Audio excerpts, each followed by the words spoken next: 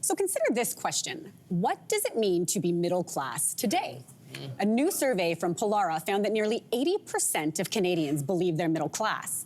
And listen to this, that ranges from households that bring in $20,000 a year all the way up to $150,000 a year. So Jess, is it time to redefine this term? Just when you lay that out, yes. I do think it is time to change this definition. If you think about it, and the way I see it is that being middle class today is almost, let me start that again.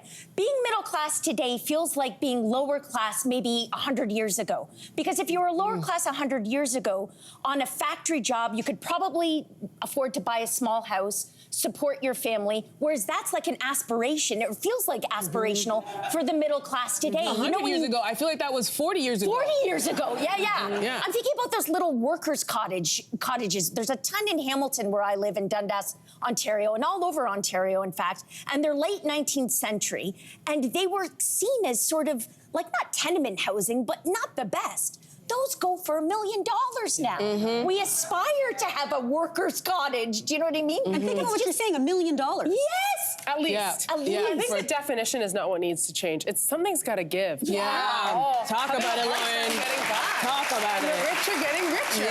Absolutely. And they continue to do so through COVID. Your start again was contagious to me. I'm taking it again. No, here's the deal. This is what I noticed. This is what I noticed with all of my friends who are getting married and starting their family and trying to give their future what their parents gave to them.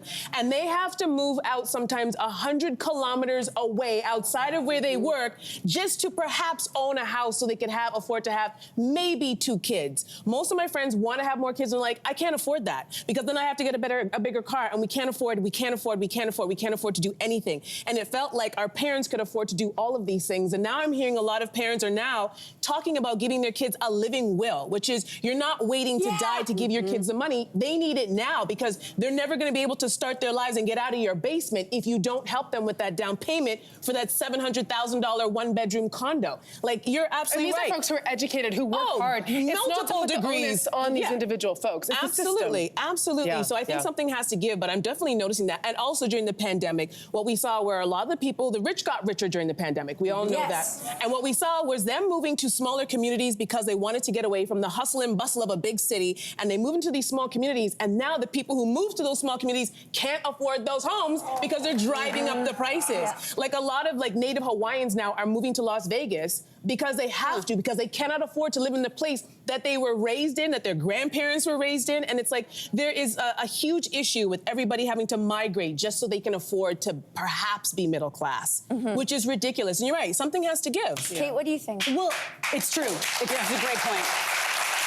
And what was really interesting to me was that note that people who make $20K a year and people who make $150K a year both think they're middle class. They feel the same. So I was trying to figure out why that was, and I think you mentioned definition. Part of it is that even professionals can't agree on what the definition of middle class is. Economists, sociologists, anthropologists, some of them say it has to do with income. Some say it has to do with opportunity. And where you live really does impact what class you are. But the other thing I was struck by that I read last night that I thought was interesting is that we have such a discomfort with talking about money. And, right? Yeah.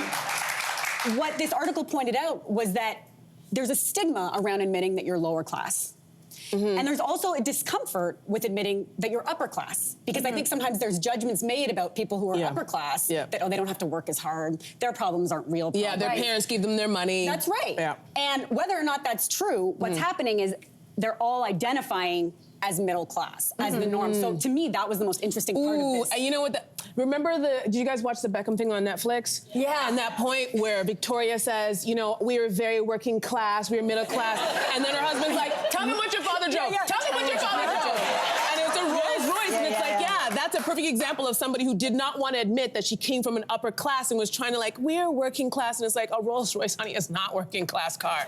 But you're right, that's a perfect example of that. Comes from the division of the polarity of the super rich and the working class. Yeah. And that is hard to admit, maybe to someone even holding a camera in front of her. Yeah, and maybe she doesn't want people to dismiss all the hard work that she's put into what she has built. That's fair too. Because that's also fair.